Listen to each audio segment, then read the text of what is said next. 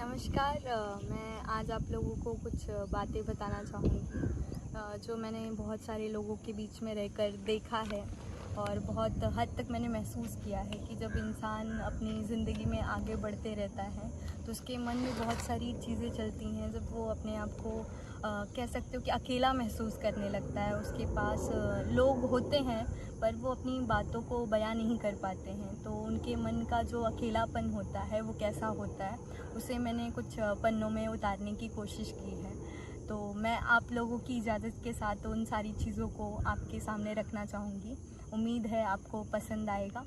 तो इसी के साथ हम शुरू करते हैं आज की दास्तां, जिसका नाम है हर शाम।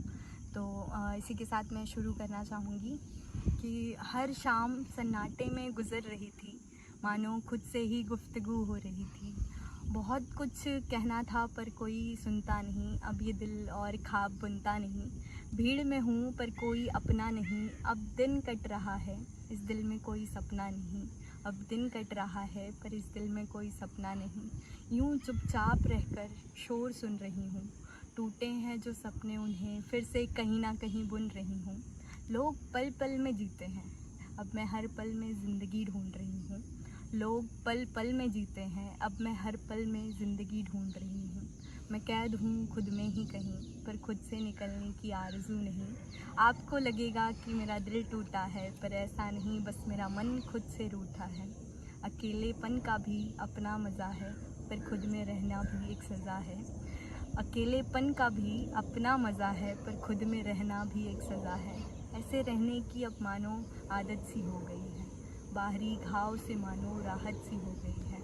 अकेलेपन का भी अपना मज़ा होता है, पर खुद में रहना भी एक सज़ा होता है। ऐसे रहने की अब आदत सी हो गई है, मानो बाहरी घाव से राहत सी हो गई है। अब किसी से कोई गिला नहीं, किसी से कोई शिकवा नहीं, जो चाहा मुझे भी कभी मिला नहीं। हर शाम का अब इंतज़ार होता है, इसी वक्त मानो खुद से दीदार होता है। हर शाम का अब इंतज़ार होता है, इसी वक्त खुद से दीदार होता है। तो अब ज़िंदगी को बस यूं ही जीना चाहती हूँ, हर शाम खुद से मिलके कुछ कहना चाहती हूँ। हर शाम सन्नाटे में गुज़र रही थी, मानो खुद से ही गुफ्तगू हो रही थी।